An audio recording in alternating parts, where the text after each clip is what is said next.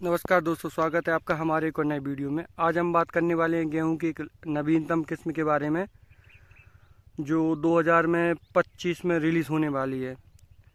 यदि वैरायटी के बारे में हम बात करें तो HI 1683 जो कि ICAR अनुसंधान इंदौर के द्वारा नोटिफिकेशन इसका आ चुका है। बाकी हम बात कर लेते हैं इसके सीड रेट के बारे में, जो हमने मात्र 12 kg पर बीघा इसका सीड रेट रखा हुआ है। इसी के साथ हम बात कर लेते हैं इसके बेसल डोज के बारे में, जिसमें हमने NPK 14-35-14 कोरोमंडल का 30 किलो पर बीघा रखा हुआ है। इसी के साथ humic acid, EDTA zinc, boron ये हमने बेसल डोज में रखा है, जो लेबर के द्वारा ब्रॉडकास्ट कराया था। इसमें यदि हम बात करें इसके डोज के बारे में तो हमने 500 ग्राम पर बीघा इसका डोज रखा हुआ है। इसी के साथ हमने बेंटोनाइट सल्फर 90% वाला 5 किलो पर बीघा ये भी रखा हुआ है बेसल डोज में। अब हम यदि बात करें EDTA जिंक के बारे में तो आपका EDTA जिंक ही यूज़ करना चाहिए, क्योंकि वो 100% वाटर सॉल्युबल होता है। इसके अलावा वो अदर्स जो आपके न्यूट्रेंट होते हैं उसके साथ रिएक्ट नहीं करता।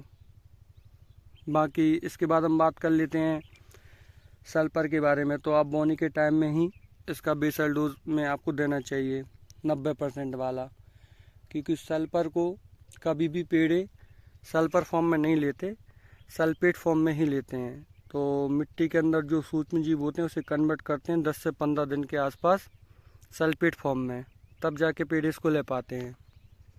बाकी हम बात कर लेते हैं ह्यूमिक एसिड के बारे में। तो ह्यूमिक एसिड आप कोशिश करें इम्पोर्ट वाला डालें, क्योंकि इसमें 98% ह्यूमिक एसिड होता है और साथ ही साथ 98% फॉलबैक एसिड। इसी के साथ 20% पोटास की मात्रा होती है। और ह्यूमिक एसिड का काम होता है सॉइल हेल्थ पे काम करता है और मिट्टी के pH लेवल को मेंटेन रखता है।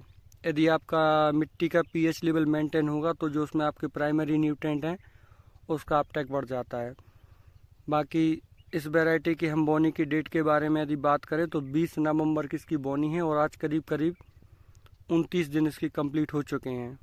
और इसमें हमने फर्स्ट एरीगेशन 17 दिन के आसपास इसमें हमने कंप्लीट कर दिया था। यूरिया के साथ हमने 1 बैग यूरिया 2.5 बीघा पे रखा है और इसी के साथ हमने 600 ग्राम ह्यूमिक एसिड डाला था, इसी के साथ कोट किया था। बाकी हम बात कर लेते हैं इस वैरायटी के बारे में। हम आपको डे टू डे अपडेट करते रहेंगे, ये किस प्रकार से चलेगी उसका भी हम इसमें जो स्प्रे करने वाले हैं। अब इसमें हम हर्बिसाइड का स्प्रे करने वाले हैं बेस्टा, जिसका डोज हम 160 ग्राम पर एकड़ रखने वाले हैं। और पानी की मात्रा के बारे में बात करें यदि तो वो इसमें हम 200 लीटर पर बीघा रखने वाले हैं। बाकी वीडियो पूरा वॉच करने के लिए और एंड तक बने रहने के लिए धन्यवाद।